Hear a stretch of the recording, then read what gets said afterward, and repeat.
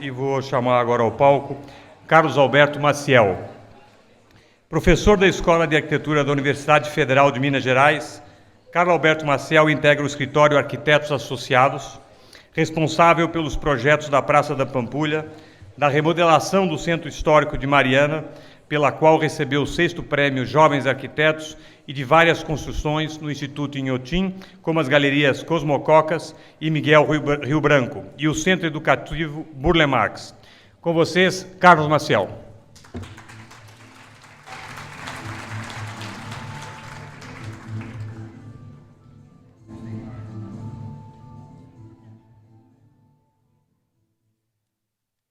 Bom dia a todos.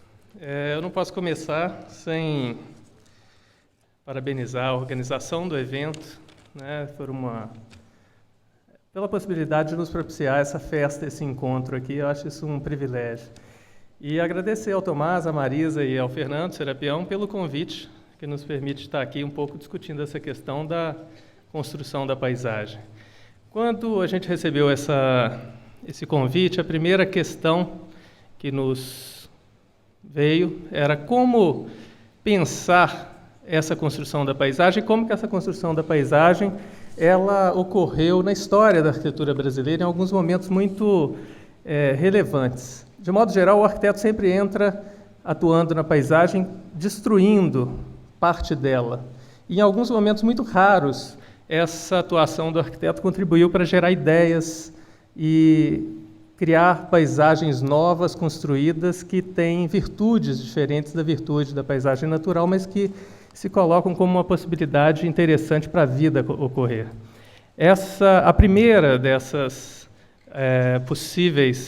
dessas experiências prévias que a gente levantou, a Maria Elisa ontem explicou tão bem, que é, sem nenhuma imagem, né, que é a das cidades mineiras, das cidades históricas de modo geral, em que a relação entre os edifícios ordinários que constroem a rua e os edifícios extraordinários que conformam e pontuam a paisagem definem essa paisagem complementada, essa paisagem da cultura que nos ensina muito. Um outro momento que é uma ideia inspiradora, que não foi construída, mas que traz um pensamento sobre a cidade que é emblemático, é a proposta do Le Corbusier dos edifícios viaduto, que ele propôs para Algerpe, depois para o Rio de Janeiro, São Paulo, Montevidéu e para Buenos Aires. É uma ideia maravilhosa porque cria o edifício como uma infraestrutura na paisagem. Um edifício que cria solos artificiais onde as pessoas poderiam viver e que, ao mesmo tempo, conecta a paisagem, conecta a cidade, criando uma via de automóveis sobre o edifício que permitiria preservar o tecido urbano de pequena escala que constitui a paisagem. Nesse cenário, todos teriam uma vista para o mar ou todos teriam uma vista para a montanha. Isso, pensado na paisagem do Rio de Janeiro, seria uma possibilidade, infelizmente muito difícil de se realizar, mas que constituiria uma ideia virtuosa de relação entre a construção humana e a paisagem natural. Outro momento emblemático da arquitetura brasileira é a construção de Brasília. O Lúcio Costa dizia que Brasília era uma cidade sem paisagem. A paisagem foi construída pela arquitetura. E, no gesto de assinalar a cruz, talvez a arquitetura mais importante e uma das mais importantes arquiteturas brasileiras é esse cruzamento dos eixos, que é a plataforma rodoviária, que, de certo modo, sintetiza a própria ideia da cidade. É uma obra da arquitetura brasileira que ela é um pouco esquecida pela crítica, talvez pela razão que o Rafael Vignoli falou ontem, porque ela é um pouco mais um desenho de uma infraestrutura do que propriamente um edifício. E como desenho de infraestrutura, ela não gera as imagens glamourosas que são muito adequadas para a mídia, mas, por outro lado, ela cria a possibilidade de um lugar que é o próprio centro da cidade, o coração da cidade, que, a partir da sombra das lajes dos viadutos que fazem o cruzamento dos eixos, cria a possibilidade que a vida ocorrer ali debaixo daquela sombra. Então, é um desenho de um edifício que é, ao mesmo tempo, arquitetura, infraestrutura e paisagem, e constrói a paisagem da cidade. Outro exemplo de paisagem construída é a cidade onde nós estamos. Esse é o plano original da cidade de Belo Horizonte, que se organiza a partir de uma retícula. E essa retícula, esse grid, de certa maneira, é o que constitui a imagem da cidade. A própria infraestrutura urbana dá à cidade a sua qualidade, a sua ambiência, a sua vitalidade, quase um pouco independente da qualidade ou da falta de qualidade dos edifícios que estão ali. Então, ao contrário das cidades históricas, em que a imagem é construída pelas edificações, nessa estrutura urbana, a imagem da cidade é construída pela própria infraestrutura, que tem essa conformação hoje e que define essa grelha que está, de certa maneira, em contraposição à montanha, à Serra do Curral, que é o marco natural fundamental da nossa cidade. Nesse contexto, pequeno hoje em relação à mancha geral da cidade, é um pequeno fragmento da cidade, outro lugar singular aconteceu aqui em Belo Horizonte que constituiu uma outra construção da paisagem, que é a Pampulha. A Pampulha foi uma experiência emblemática que reuniu um político inspirado com um arquiteto jovem, que dispôs naquela paisagem já construída, a lagoa é uma paisagem construída, uma represa, dispôs ali pequenos pavilhões com uma arquitetura de vanguarda naquele momento, que estabeleceu uma relação muito nova naquele momento entre arquitetura e paisagem. É interessante observar que a arquitetura moderna brasileira ela tem uma característica que a difere da arquitetura moderna da sua matriz europeia, que ela coincidiu com o momento de desenvolvimento das nossas cidades. Então, de certo modo, enquanto na Europa a tradição era muito forte, a arquitetura moderna aparece de modo muito pontuado dentro de contextos muito consolidados, no Brasil há uma outra característica, que a arquitetura moderna inaugura o território em diversas situações. Ela é um ato inaugural, e isso propiciou à arquitetura brasileira a possibilidade de constituir uma tradição para nós. Na verdade, a nossa tradição ela é basicamente moderna por esse caráter inaugural que a arquitetura moderna constitui nas nossas paisagens. E, nesse contexto de um cenário natural povoado por edificações, apareceu recentemente o Inhotim, que é uma experiência que vem sendo reconhecida nacional e internacionalmente. Recentemente, a revista Bravo, na sua edição comemorativa de 15 anos, relacionou entre os grandes acontecimentos da cultura brasileira dos últimos 15 anos o Inhotim. Ela é também um dos principais destinos turísticos do Brasil hoje. Isso se deve, de certa maneira, a uma conjunção de fatores, e especialmente a ideia inspirada de uma pessoa, que é o Bernardo Paz, que criou esse lugar singular com uma coleção privada de arte e que vem expandindo um pouco a própria ideia de um museu de arte. Recentemente está acontecendo uma exposição em Pittsburgh, no Carnegie Museum of Arts, com a curadoria do Raymond Ryan, em que ele identificou 6 lugares no mundo que articulam de uma maneira inovadora arte, natureza e arquitetura. E o Inhotim é um desses lugares que está ali fazendo parte da exposição e, de certo modo, expande um pouco esses limites do que tradicionalmente é o museu de arte, principalmente rompendo com a ideia do espaço expositivo da arte como um cubo branco, neutro e desconectado do contexto natural. Essa transposição do cubo neutro, branco e controlado para um tipo de espaço que tem uma relação com a paisagem e com a natureza é uma característica muito marcante do Inhotim, e é o que, inclusive, especificamente, o nome da exposição designa, que é o White Cube Green Maze. A ideia de uma transposição que faça com que a obra de arte tenha uma possibilidade de estabelecer relações mais ativas, tanto com os usuários quanto com a paisagem. A gente tem tido, nos últimos anos, a oportunidade de participar disso, de algum modo, com algumas obras, e essa participação ela se dá de 2 maneiras. A primeira, que diversos arquitetos, inclusive, têm participado da construção desse lugar.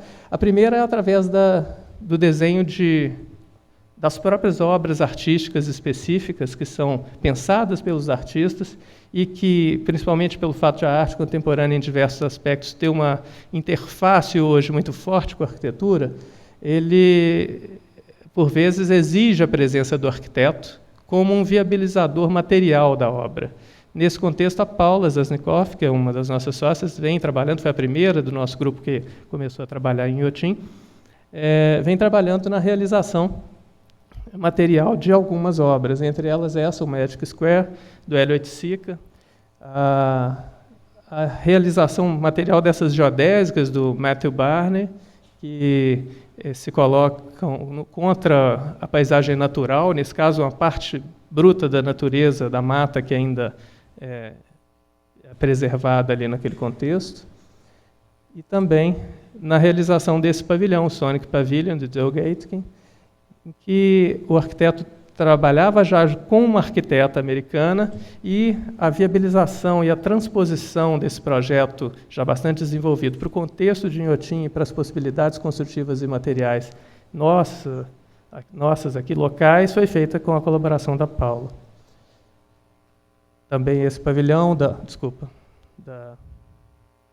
Valesca, que tem outra característica. A Valesca é uma artista brasileira de Belo Horizonte que fez esse pavilhão originalmente na Bienal de Veneza e depois ele foi construído de modo permanente em Inhotim.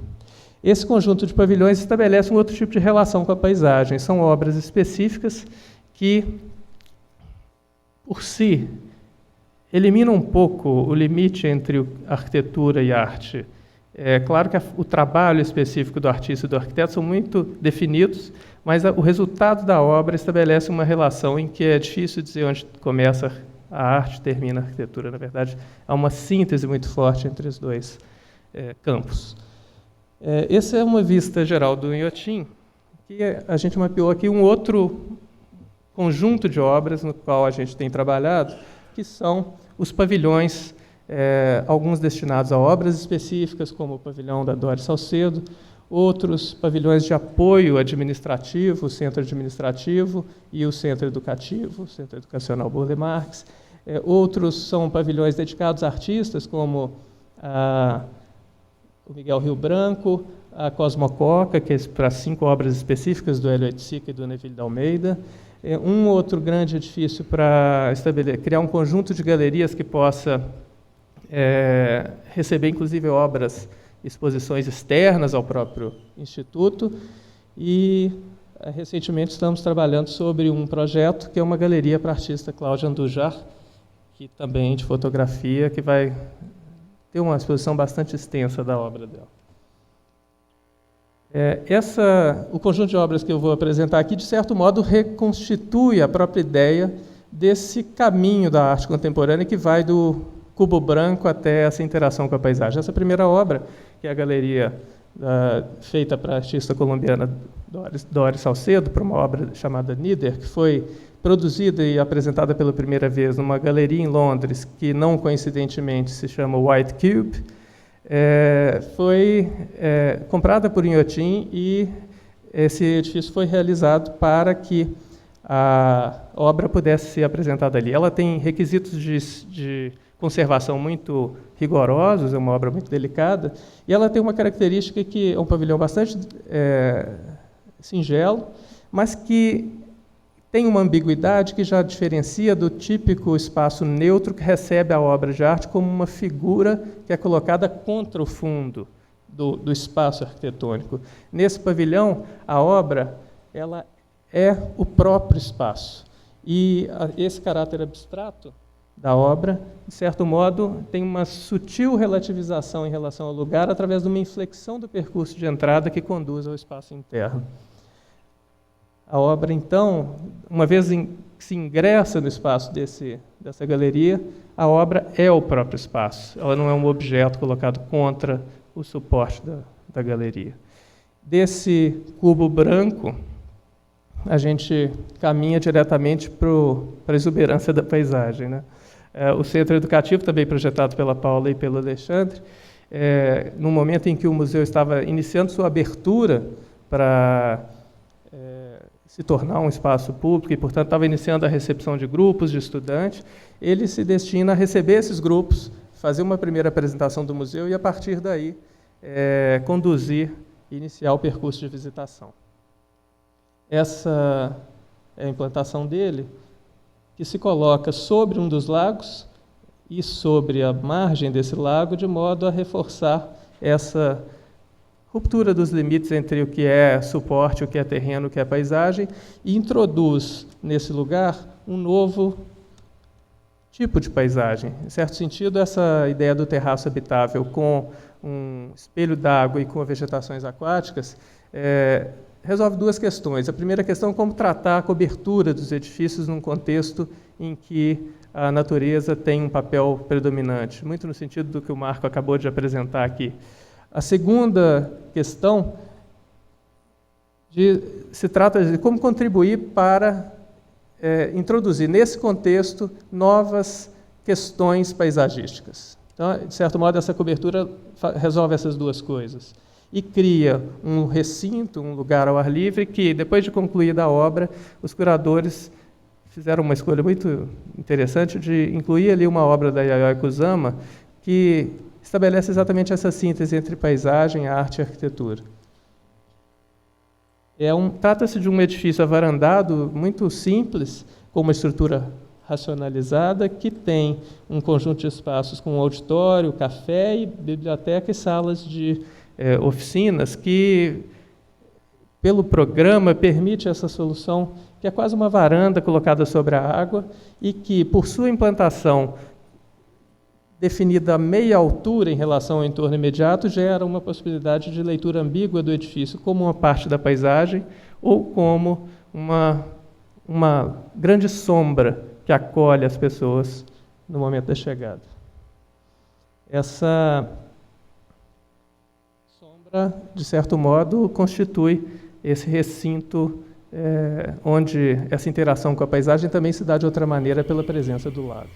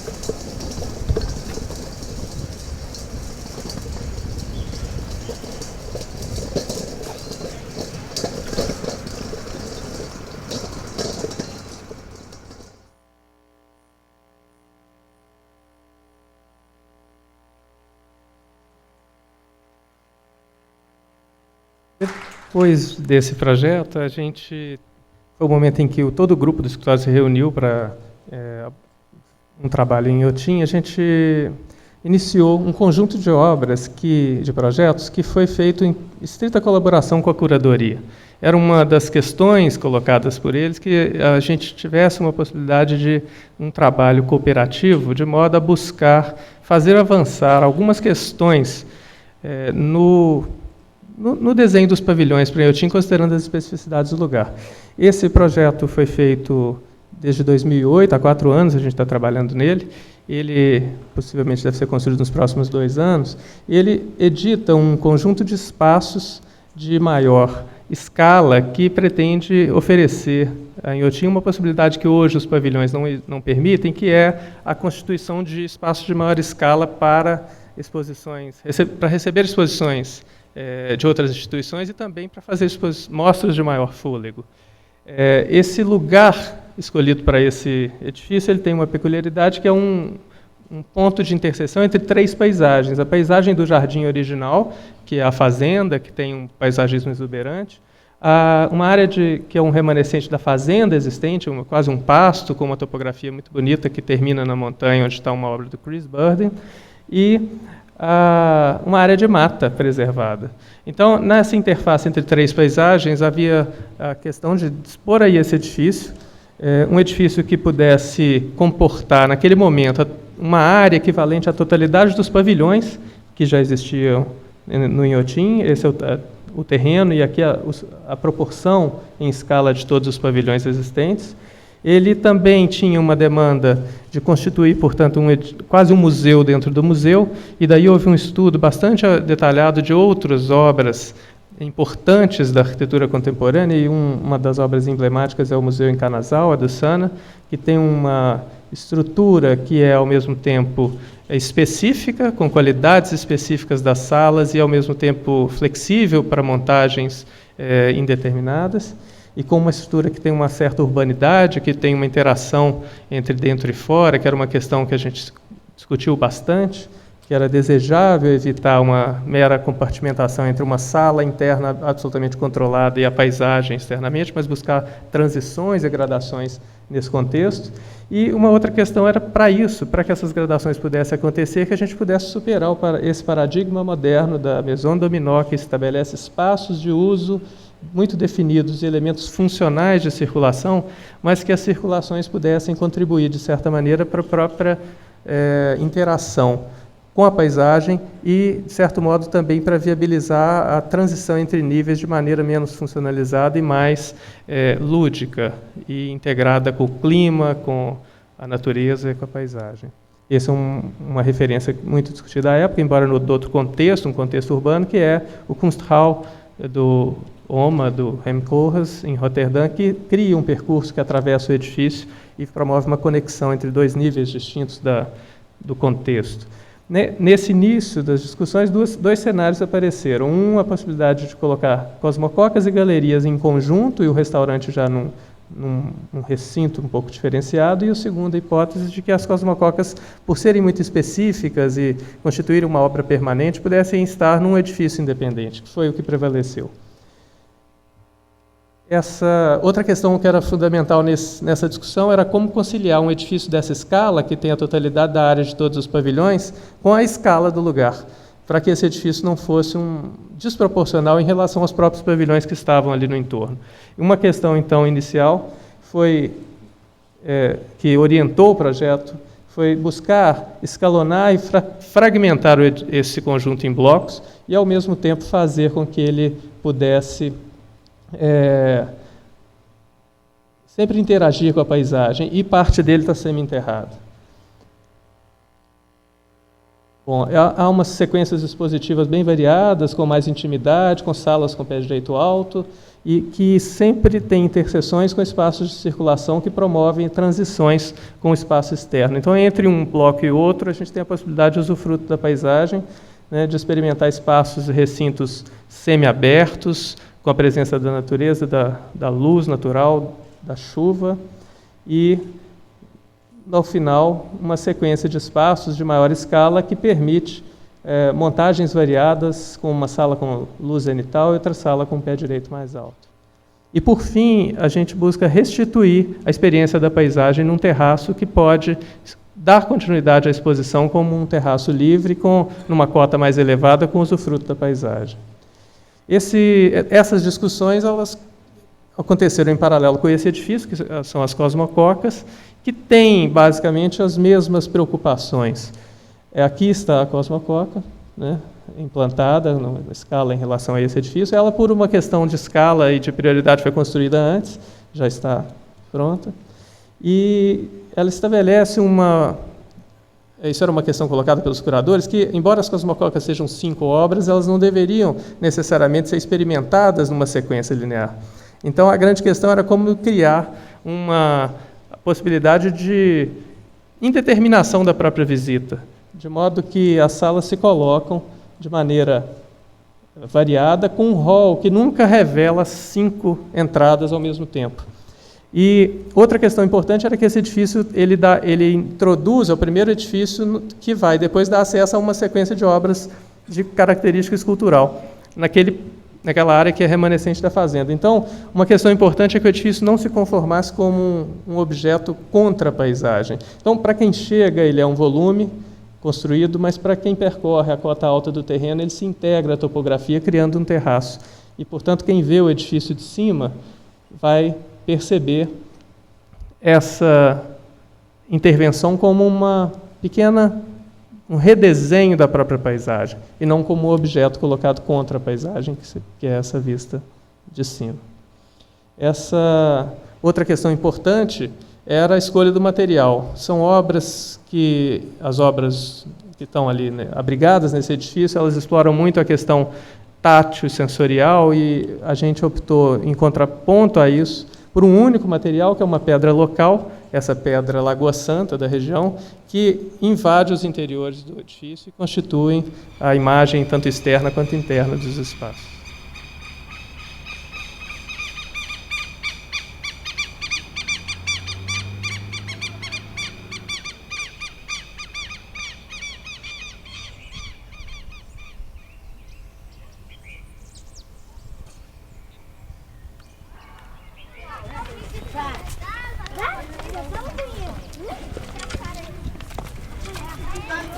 Mulher é covarde, viu? Já. Então bate que água. Pode tirar da paisagem, só de uma. Vamos conversar também? Oi, canal. Oi. Peraí. Peraí. Já que tá todo mundo cansado, vamos nessa aqui. Peraí, menino.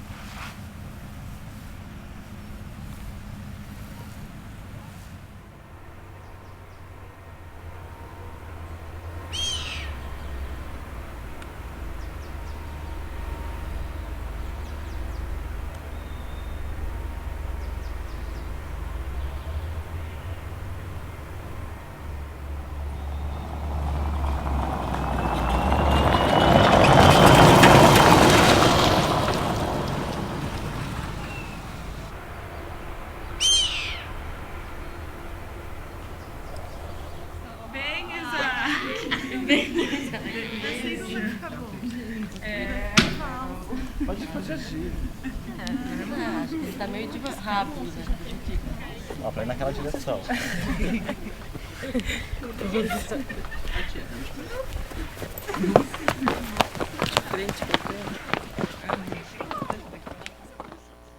As que orientaram esses dois trabalhos, de certo modo, elas orientam um trabalho que nós estamos nesse momento desenvolvendo, que é esse projeto para a Galeria da Cláudia Andujar, que tem um trabalho excepcional de fotografia com os índios Yanomami e que a curadoria vem trabalhando já sistematicamente com a Cláudia para apresentar isso no Inhotim. E aí algumas questões se colocaram, a parte primeiro pela escolha do terreno, que está no meio da mata, tem uma relação muito forte do edifício com a paisagem, e daí veio uma série de questões que trata-se de um lugar elevado, numa cota mais alta, e que há a possibilidade de ver outras áreas do parque desde esse lugar, e isso, de certo modo, orientou o desenho do próprio prédio.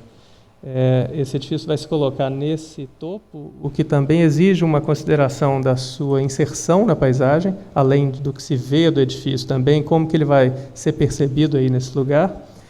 E daí a gente partiu para uma solução que trabalha dois materiais, uma base de pedra e um volume, um corpo principal em tijolo, que são dois materiais que, de certo modo, vão reagir à paisagem, reagir à natureza naquele local, à chuva, ao tempo, ao limo que a mata pode deixar nesse corpo edificado. E essa foto é uma foto de uma torre de uma casa em San Gimignano, na Itália, em que a pedra aparece como algo que constitui uma base mais resistente, o tijolo como um material que constitui a maior parte da edificação, e pequenas aberturas geram visuais para o entorno. Essa ideia, editada de uma maneira contemporânea, vem orientar a definição de um sistema construtivo que seja mais ágil, mais rápido, menos artesanal, mas que use o tijolo, que é um material muito fácil de encontrar na região, através de painéis que, dispostos de modo mais ou menos aleatório, constitua tramas variadas para definição da imagem do prédio. E é basicamente um edifício com três sequências expositivas autônomas, com um pátio central que promove um intervalo e recupera a presença da paisagem no meio do percurso expositivo, né, quase como um respiro, um intervalo em que o edifício e a natureza se encontram novamente. E, por último, um edifício que a gente projetou na mesma ocasião da Cosmococa e do Centro Educativo e da Grande Galeria, essa galeria para o Miguel Rio Branco, que é um artista brasileiro, que foi quem motivou a primeira imagem que, de certo modo, constituiu a própria ideia do edifício. Quando nós visitamos o terreno e tivemos os primeiros contatos com o Miguel, ele colocou uma questão que ele achava que aquele terreno sugeria que o edifício fosse como uma pedra pousada nesse lugar, né? E a gente ficou com essa imagem na cabeça e começamos a estudar a questão do lugar, do terreno, entender a obra do Miguel, que é uma obra em que a ideia do tempo, da incompletude, das cicatrizes e de uma certa dureza, uma rudeza da vida está muito presente.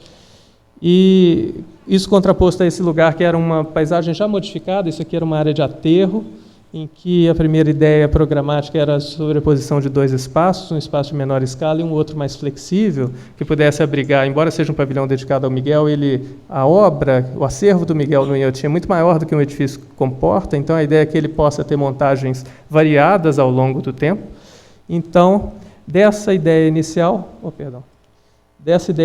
que sobrepunha dois espaços e geraria um edifício com uma escala talvez desproporcional para o lugar, a gente retrabalhou a topografia, escavando, reconstruindo e reaterrando, de tal modo que essa sala pudesse aparecer quase como um desenho do chão, não como uma construção, e se criasse um intervalo sombreado que reforçasse essa possibilidade de interação com a paisagem, quase como se a paisagem se estendesse por sobre o edifício. E o volume principal, que está elevado se destaca na paisagem contra a presença da mata. Há aqui uma estratégia que é muito distinta da Cosmococa, que foram projetos feitos no mesmo momento, enquanto a Cosmococa tem uma preocupação em se diluir um pouco na paisagem em função da presença de outras obras que vão acontecer no seu entorno. Aqui essa obra ela é singular porque ela está num lugar que é uma pequena clareira e ela praticamente não terá vizinhos. Então, ela, embora tenha uma certa expressividade, ela é sempre percebida muito de perto. Ela não é um edifício que impacta a paisagem à distância. Esse partido, então, define uma grande sala quadrada que introduz no Inhotim um espaço novo, um tipo de espaço que é uma sala que tem uma outra área toda envidraçada, que tem uma interação visual possível com esse espaço de chegada, que é uma extensão do próprio desenho e abriga aqui algumas áreas de apoio. E em cima um pavilhão bastante flexível, que se constrói com uma estrutura metálica, era uma maneira possível e econômica de construir essa geometria bastante variada do edifício, né, a partir de uma estrutura de concreto em uma gaiola metálica que conforma esse corpo principal, que é ao mesmo tempo uma estrutura e uma pele de aço.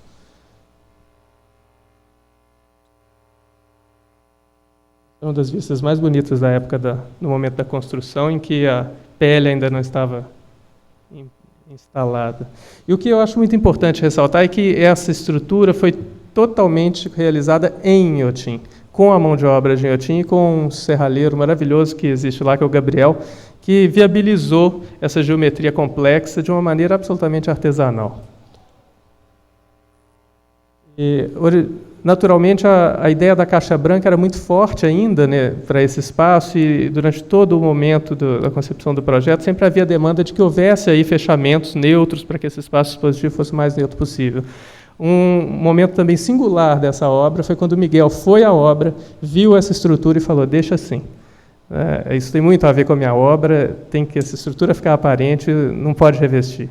Isso foi um momento muito importante, eu acho, do reconhecimento de que aquela obra, de alguma maneira, embora seja absolutamente diferente do que é a obra dele, mas tinha, de alguma forma, um diálogo com o que ele faz.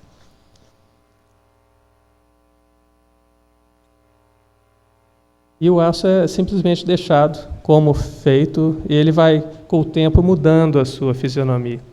Essa é a sala, que é semi-enterrada ainda durante a obra. Hoje, na primeira montagem, aqui o vidro é translúcido, mas ele pode ser revertido numa transparência total, com uma interação com a mata nesse intervalo que constitui um recinto de respiro no conjunto.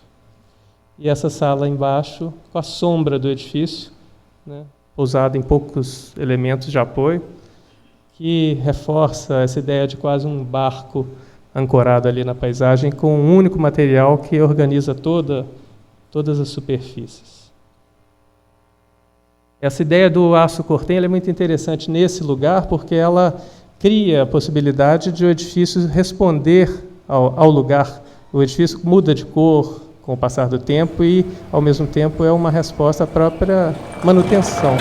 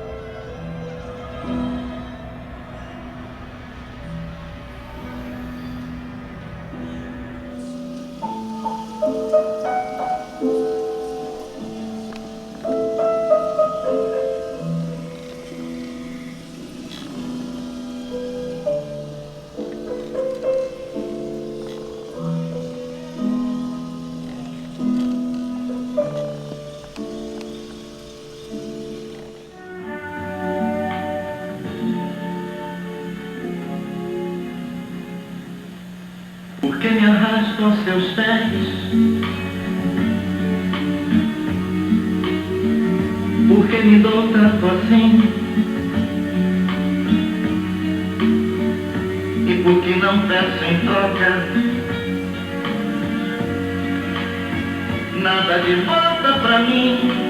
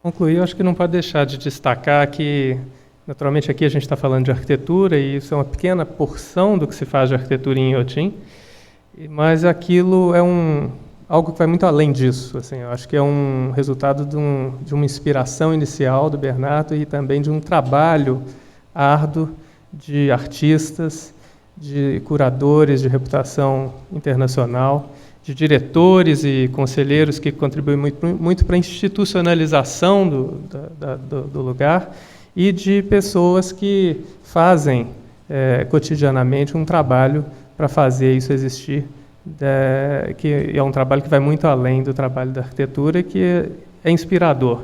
Eu acho que ele pode inspirar outras situações e outras oportunidades no Brasil e em outros lugares. É isso. Obrigado.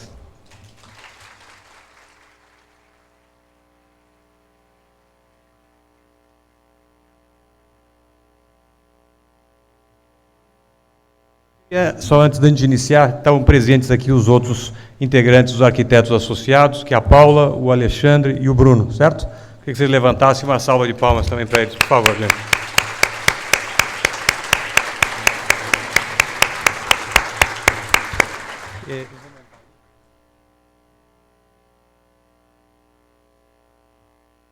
Bom, nós vamos dar sequência agora ao debate, vamos ter apenas uma pequena alteração, porque o arquiteto Marco Casamonte tem uma viagem programada em seguida, não vai poder participar, mas nós vamos chamar ainda os outros participantes. O primeiro é o Flávio Carsalade, que é arquiteto e ex-diretor da Escola de Arquitetura da UFMJ, é especialista em áreas de patrimônio cultural e arquitetura.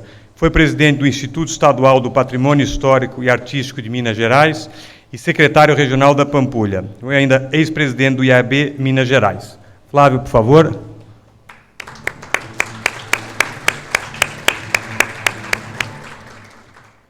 Chamar também André Corrêa do Lago, que é embaixador, economista e crítico de arquitetura, além de diretor do Departamento de Meio Ambiente e Temas Especiais do Ministério de Relações Exteriores, é membro do Comitê de Arquitetura e Design do MoMA em Nova York, da Fundação Oscar Niemeyer e do Conselho do Arco Futuro. André.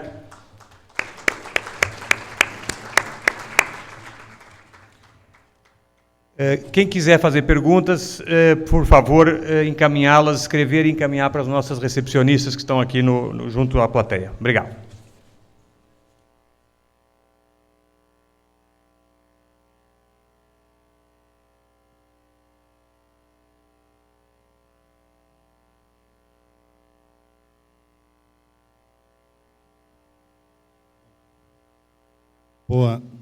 Bom dia, boa tarde a todos.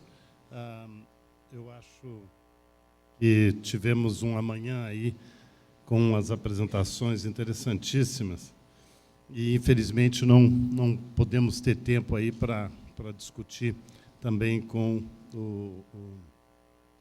esses projetos tão interessantes, inclusive essa apresentação final da favela e de como isso se integra, de certa forma, como, né, a imagem de uma cidade italiana. Eu queria começar comentando com você que você usou uma expressão super importante que está muito viva nas cidades coloniais, e como é que você poderia traduzir isso para as cidades, digamos, as cidades grandes, que é essa ideia que você diz dos edifícios ordinários e os edifícios extraordinários. Como é que você acha? Você acha que devia haver como uma legislação diferente? Como é que você poderia categorizar isso na cidade contemporânea brasileira? Bom, eu acho que as nossas cidades contemporâneas elas sofrem da falta dessa diferença, né? Se a gente for observar o esforço que os edifícios comuns fazem para se monumentalizar, né? A gente tem um professor na Escola de Arquitetura, o Cacá Brandão, ele diz o seguinte: o dia feriado só faz sentido diante dos dias comuns. Se todos os dias forem feriados, a gente não tem a diferença.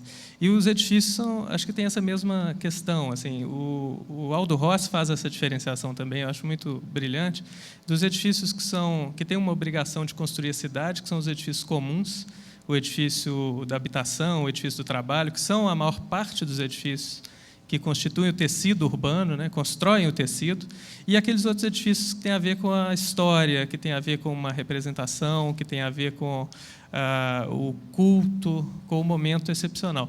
Essa distinção, eu acho que se todos os arquitetos, se nós todos tivéssemos mais atenção a essas distinções, as nossas cidades seriam muito melhores, né? Eu acho que as nossas paisagens elas são feitas de edifícios que não têm relação com o seu vizinho, e não contribuem para melhorar o lugar em que se constrói. Eu acho que essa distinção ela permitiria fazer cidades muito mais interessantes, assim, do que as que a gente vem construindo por aí. Eu falo, inclusive, especificamente sobre Belo Horizonte, que é uma cidade que a gente tem a sorte de ter esse traçado que dá ordem e estrutura à paisagem, porque os nossos edifícios não contribuem, são poucos os edifícios que contribuem para reforçar, compreender a estrutura urbana e complementar essa estrutura. De certa forma, é exatamente o oposto de Brasília, né? E de Paris, digamos, né? Em Paris, você tem aquelas ruas com aqueles edifícios absolutamente padrão, com certas variações, mas com escala, com vários materiais, elementos obrigatoriamente em comum. E você, em Brasília, você conseguiu isso, por exemplo, nas superquadras, em que a superquadra tem limites, e esses limites fortalecem o urbano e não permitem excessos, essa coisa que você diz dos edifícios querendo se monumentalizar. Agora, muitas pessoas veem isso como uma coisa que tira a criatividade, etc, etc. Como é que você acha que a gente pode enfrentar isso? Porque eu acho isso um tema absolutamente chave para as cidades brasileiras. Posso fazer um comentário a respeito disso? Inclusive a respeito dessa questão do que o Carlos Alberto coloca do grid, né, da estruturar a cidade, exatamente para mostrar a questão do vínculo entre a questão da arquitetura e planejamento urbano. Você citou o caso de Paris, André. O que acontece com Paris? Os edifícios são todos colocados no alinhamento das ruas e têm a sua altura, né, também pré-definida, inclusive pela normativa do próprio Barão de Haussmann, né? Aqui em Belo Horizonte, o que ajudou muito a atrapalhar essa questão da presença do grid foi exatamente a legislação de uso do solo, que começou a obrigar recuos obrigatórios dos prédios em relação à rua, e, com isso, ele tirou o alinhamento, né, da rua e acabou criando um vai-vem completamente aleatório que não reforça a ordem urbana. Mas aqueles edifícios que foram construídos ainda, especialmente no centro da cidade, ainda com a legislação antiga, ele ajuda a reforçar o grid da cidade. E Belo Horizonte tem muita questão do ângulo agudo, né, formado pelo cruzamento das ruas e avenidas, e os edifícios que incorporam esse ângulo agudo na sua fachada, ou ângulo obtuso, eles ajudam a reforçar esse grid. Então, essa questão de planejamento urbano pensado apenas do ponto de vista de densidade, sem pensar na questão da paisagem urbana, me parece um equívoco de quem não compreende os limites entre uma coisa e outra, né? Mas como corrigir isso? É a cidade, a legislação? Como é que você pode avançar nessa direção? Bom, a legislação ajuda, né? Na recente discussão sobre o plano diretor de Belo Horizonte, nós sugerimos que os edifícios voltassem à questão do alinhamento, especialmente no centro da cidade. O alargamento da calçada poderia ser feito apenas na base do prédio, não havia necessidade de fazer isso. Mas eu acho que não é só isso. Eu acho que a questão da arquitetura, do espírito moderno, aquela coisa da arquitetura e da presença moderna transformadora, num determinado momento ela foi transformadora demais. E alguns arquitetos, talvez mais do que alguns, né, colocaram muito a questão da sua presença como absolutamente contrastante com a pré-existência. Hoje a gente viu aqui nos projetos que foram apresentados exatamente uma posição contrária, né? Um respeito absoluto à pré-existência e ao lugar onde a arquitetura se coloca. E eu acho que esse respeito do profissional para o tecido urbano, para a arquitetura, para o lugar onde ele vai se colocar, essa postura que o Marco chamou de ética, né, me parece fundamental também para essa recuperação da qualidade da paisagem urbana. Você falou sobre a criatividade. Eu acho que a gente poderia traduzir com outra palavra a ideia de invenção. Será que essa possível restrição elimina a possibilidade de invenção? Eu acho que não. A questão é onde está a invenção. Né? Se a invenção está na aparência do edifício ou se ela está em outras questões. A plataforma rodoviária de Brasília, para mim, é um edifício emblemático nesse sentido, porque é um edifício que é feito para desaparecer, de certo modo. É possível que pessoas passem por ali e jamais percebam aquilo como uma construção. Né? E, de certo modo, é essa construção, talvez das mais avançadas, inclusive, do ponto de vista da engenharia que se fez em Brasília, pelos vãos, pela estrutura, pela tecnologia rodoviária que foi ali utilizada, que cria outras virtudes. Eu acho que a questão é que virtudes nós buscamos. Isso que o Flávio falou sobre o arquiteto que tenta colocar sua marca na paisagem, eu acho que talvez é um dos maiores equívocos que um arquiteto pode fazer, porque, à exceção dos edifícios monumentais, que tem por si essa finalidade antes da própria presença do arquiteto, como é o os palácios de Brasília, o Congresso Nacional e outros edifícios importantes, a arquitetura sempre ela traz o problema a ser resolvido. Então, se o arquiteto tenta se fazer reconhecer em algum lugar, de alguma forma, talvez ele não esteja resolvendo bem os problemas que estão colocados, porque ele está resolvendo um outro problema que, de fato, não existe, que é se fazer reconhecer no território. Né? Eu acho que as melhores obras são aquelas que conseguem conciliar. Isso não quer dizer que não há invenção e que não há a subjetividade do arquiteto, porque o tempo todo o arquiteto toma decisões para resolver as questões que estão colocadas.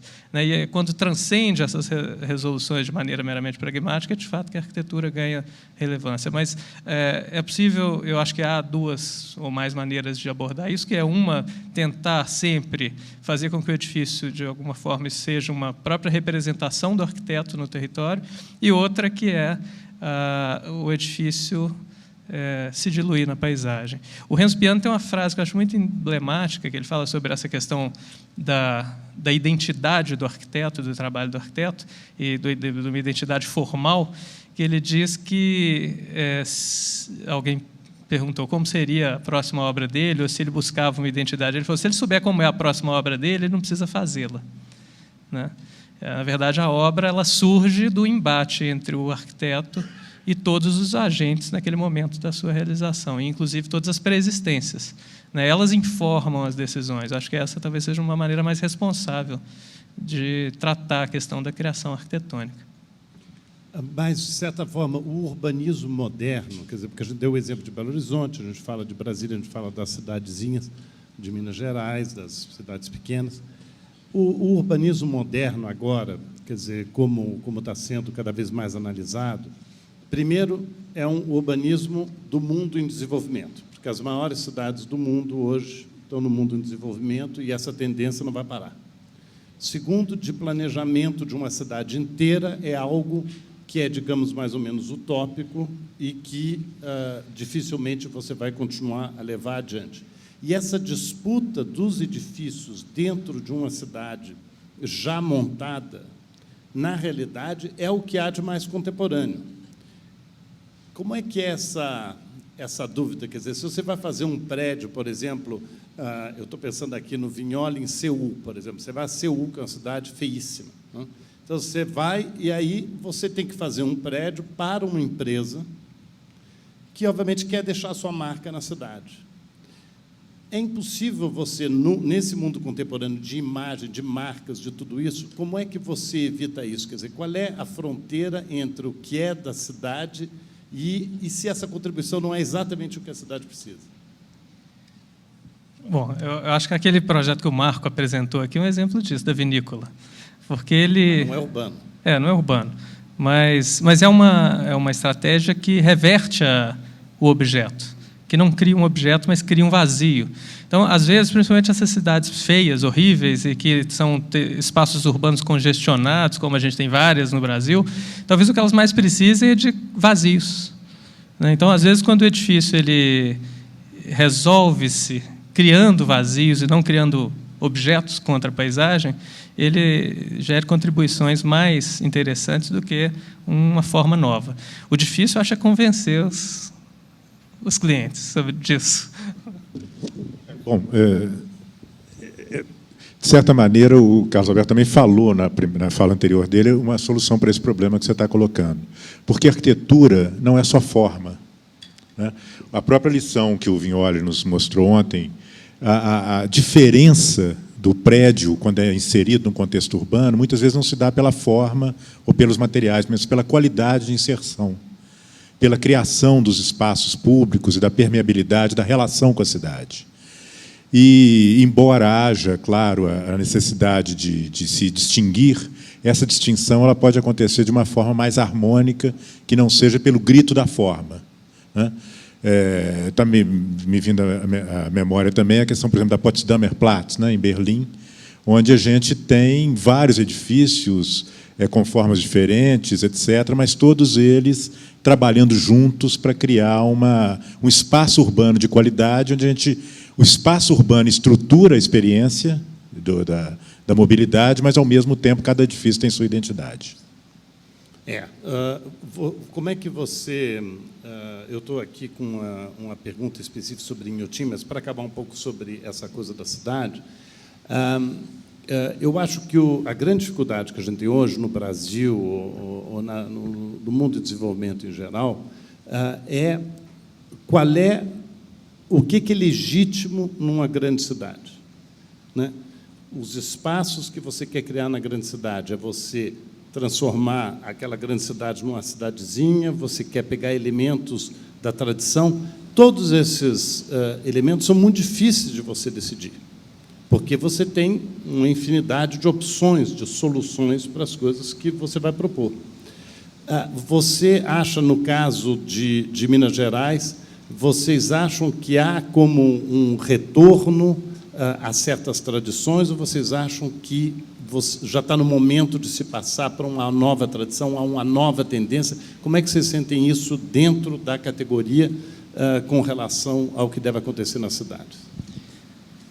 Bom, talvez menos do seu ponto de vista formal, mas mais do seu ponto de vista conceitual. Eu acho que o que falta na nossa cidade é a constituição de domínios públicos, de espaços livres. E eu acho que os edifícios podem contribuir muito para isso, né? Em Minas Gerais, há uma peculiaridade no trabalho do arquiteto, que é a topografia.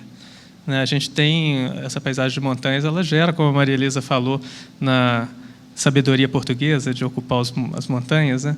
A gente perdeu isso, né? Isso é um dado da paisagem que precisa estar presente no raciocínio do arquiteto. E acho que há assim, incrementos do saber da construção que precisam ser trazidos para que a arquitetura possa avançar. Acho que essa discussão do avanço ela só pode se dar diante primeiro, de um lado, desse saber construir, Segundo, de outro lado, de que espaço queremos criar, de que cidade desejamos. Né? Essa ideia de que é possível ir num sentido contrário à onda dominante que vai só privatizando espaços e entendendo a cidade como uma barreira que você tem que sair da sua casa, vencer essa barreira para chegar a algum lugar. Né? E a cidade poder passar a ser recuperada como espaço vivo, de uso. Isso, a arquitetura pode contribuir. Né? O Flávio citou Berlim, eu acho que Berlim é uma cidade emblemática nesse sentido, porque no pós-guerra ela foi, acho que quase 70% da cidade, o tecido urbano da cidade foi destruído. E é impressionante como a cada década houve um esforço de reconstrução que não impôs sobre aquele tecido um outro princípio, mas que buscou sempre compreender qual era a estrutura urbana que pré-existia, para criar conexões, articulações urbanas, reforçar o sentido público da rua, do espaço público.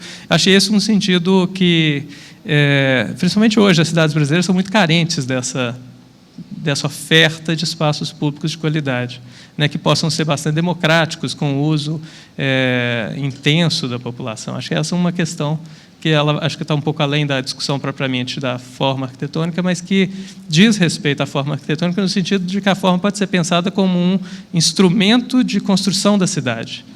Acho que essa um sentido interessante. É curioso que nós estamos falando sobre cidade, mas os exemplos que foram colocados aqui, a maioria deles são exemplos de áreas livres. Né? Mas o que eu tive pensando é que talvez a gente possa usar talvez as lições da inserção dos prédios em espaços livres como lição para como intervir na cidade. Né? E me ocorreu aqui uma lembrança, quando o Carl Gustav Jung, né, o psicólogo suíço, visita os índios Pueblo, no Novo México, nos Estados Unidos, ele, a partir de uma frase de que um dos grandes problemas da nossa civilização é exatamente a ruptura entre razão e emoção, né? E ele fala isso aplicado ao assentamento Pueblo, que os edifícios eles se unem, quer dizer, as habitações se unem para criar o espaço urbano, protegendo do frio que vem do norte, abrindo para o sol que percorre o quadrante sul. Então, não há uma distinção entre casa, cidade, religião, porque eles são panteístas, adoram o sol, e as casas são voltadas para o sol. Não há uma cisão entre esses elementos. E num determinado momento da nossa evolução arquitetônica, nós começamos a trabalhar a cisão. E o que eu vi hoje aqui, tanto nos projetos do Marco quanto no projeto dos Arquitetos Associados, foi uma tentativa de romper essa cisão e fazer uma nova costura na paisagem, sem também a ideia ingênua de que não estamos fazendo nada. Né? Nós estamos fazendo algo, nós estamos criando uma nova paisagem, mas ela é uma paisagem que tem a ideia da costura, né? Como base projetual. Se nós levarmos essa lógica para a inserção na cidade, me parece que nós estamos trabalhando naquilo que você está chamando a atenção, que é talvez a tendência contemporânea. Eu não gosto muito da palavra tendência, porque às vezes ela pode ter uma conotação de moda. Eu acho que não é. Eu acho que isso é mesmo quase que uma modificação no olhar e uma direção para um futuro mais harmônico. Eu acho que nós hoje nos concentramos um pouco nos edifícios extraordinários, né? Porque tudo que está sendo feito em Inhotim está em circunstâncias totalmente extraordinárias, Antinori, essas coisas assim. A gente tem se concentrado um pouquinho nisso. E eu tenho uma pergunta aqui justamente sobre isso. É como são pensadas as bordas de Inhotim, para além do parque, na direção de Brumadinho. A paisagem pensada na associação das três ecologias, a social, a ambiental e a psicológica. Bom, a gente, especificamente, tem trabalhado dentro do parque. Né? O nosso trabalho é muito em contato com os curadores e no desenho desses suportes para as obras de arte. Mas em Inhotim tem outros trabalhos, tanto trabalhos de arquitetura que tem planejamento urbano para ocupação de outras áreas, a criação de infraestruturas de apoio ao próprio parque, como um trabalho social muito forte da equipe do Instituto, que estabelece uma relação muito direta com as comunidades de Brumadinho. Isso eu acho que é um aspecto, inclusive, muito interessante, que estabelece uma via de mão dupla, em que, por um lado, ele é também, de certo modo, um empregador, né? Mas, por outro lado, ele retorna para a comunidade algumas ações muito interessantes. Nós tivemos a oportunidade de participar de 2 ações dessa natureza, que foram os projetos coordenados pelo setor social de Inhotim para 2 comunidades quilombolas que estão em Brumadinho e que é impressionante o nível de isolamento que elas têm, estando a menos de 60 quilômetros de Belo Horizonte. Comunidades de Sapé e Marinhos, são pequenas comunidades, muito isoladas, e que o trabalho social foi fazendo um contato cuidadoso com eles e identificando carências para fazer pequenas intervenções que pudessem constituir. E os 2 projetos são lugares coletivos, lugares de sociabilidade daquele grupo, no lugar onde eles estão, para reforçar suas próprias tradições. Então, acho que há um trabalho nesse sentido, que ele não aparece, ele é um pouco silencioso, mas que ele está presente, ele é feito regularmente no Instituto.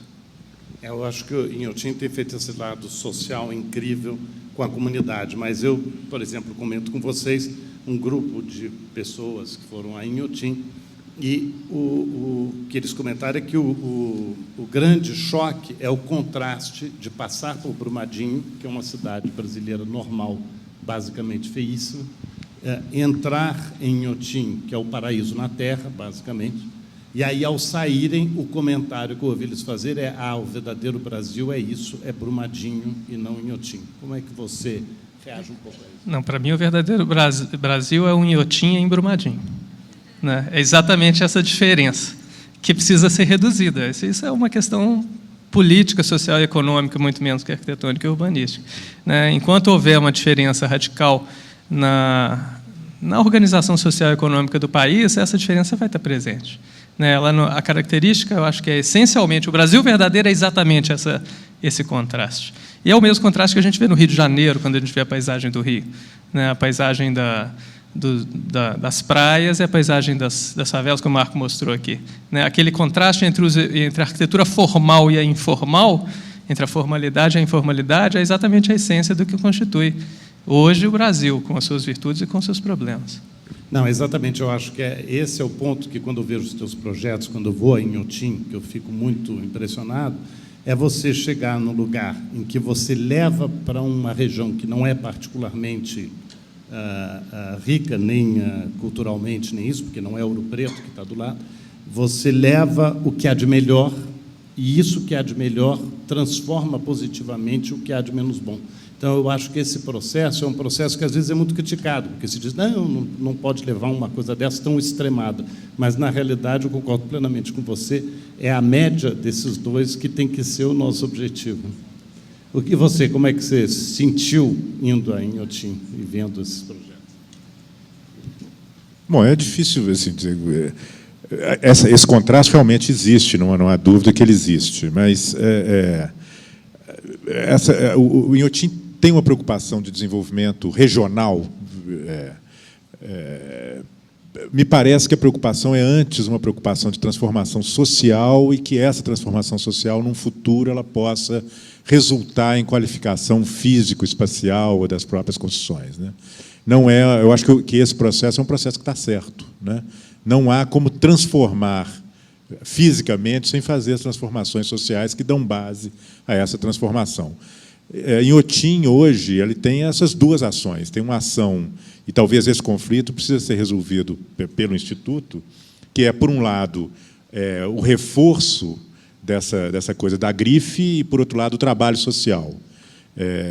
Em algum momento, eu acho que os 2 têm que, talvez, conversar com mais intensidade, né? Eu acho que, quando a gente olha para as cidades brasileiras, de um modo geral, há uma banalização geral das cidades brasileiras. Quer dizer, se você tira a paisagem, as cidades são extremamente parecidas.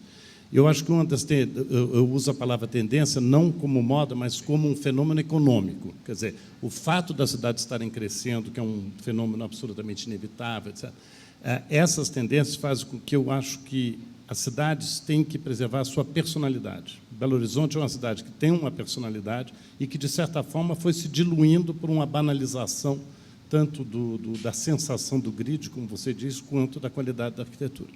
Mas eu acho que isso é uma das coisas que mais falta no Brasil, é o culto da personalidade das cidades, que é o que você tem na Europa, você tem, de um modo geral, no mundo, e que é uma coisa que só pode ser positiva, né? Porque eu acho que é você cavar na cultura dessa cidade, nas tradições dessa cidade e conseguir inovar dentro desse contexto. Vocês acham que isso daí está um pouco na política de Belo Horizonte, de fortalecer a personalidade da cidade, ou você acha que essa tendência da cidade ficar neutralizada no mau sentido é o que deve acontecer? Bom, a gente tem que... Acho que a resposta para isso está um pouco na história, né? O que aconteceu, quer dizer, foi uma conjunção de fatores, porque, na realidade, nós temos que agora recuperar aquilo que nós perdemos. Porque o nosso azar com as nossas cidades mineiras, e, por extensão, a várias cidades brasileiras, é que nós tivemos uma grande expansão urbana nos anos 60, 70, não só das grandes cidades, mas também nas médias cidades. Uma grande expansão urbana, numa época que não tinha uma legislação urbanística adequada, as prefeituras não tinham planejamento urbano e, ao mesmo tempo, uma modificação dos materiais de construção, materiais mais baratos de construção, e um espírito moderno que, naquela época, dizia que as cidades tinham que se modernizar. Então, tudo que era velho tinha que ser destruído e substituído. Então, o que a gente viu, o resultado dessa conjunção de fatores, são cidades feíssimas, né? E que têm a mesma personalidade. A gente brinca na arquitetura com o jargão do tal do terraço paulista, né? que eu não sei, que eu nunca vi em São Paulo, mas que a gente fala, né? Que são aquelas varandas multiuso, né? Na laje e a coberta metálica, e ali é onde se faz churrasco, seca a roupa, faz a sociabilidade inteira da casa, né? O terraço paulista, quer dizer, isso é comum nas nossas cidades mineiras, né? E, quer dizer, essa recuperação da paisagem é uma coisa que está vinculada a essa tendência moderna que a gente está falando da recostura, né? Tem um teórico da arquitetura importante que nós estudamos muito aqui na UFMG. Eu acho que é mais na UFMG, eu não vejo tanta presença do Christian Norberg Schulz, assim, de uma maneira mais geral, né? Mas o Christian Norberg Schulz trabalha a ideia do genius loci, né? Que é exatamente essa ideia da personalidade que se fala. Pelo menos isso é o que a gente tenta passar para os alunos, essa ideia da recuperação da personalidade das cidades, que tem muito a ver com a ideia do patrimônio histórico, né? Bom, eu acho que, pelo adiantado da hora, a gente vai ter que interromper aqui essa conversa, mas eu queria voltar a um comentário que a Maria Elisa fez ontem, que é absolutamente chave para nós, que é aquela questão de que, no Brasil, quem defendeu a preservação do patrimônio e quem trouxe a modernidade era o mesmo grupo de pessoas, modernos e os que preservaram.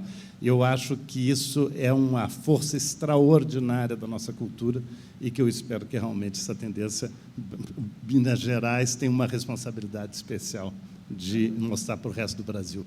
Obrigadíssimo a vocês, obrigado a todos por estarem aqui.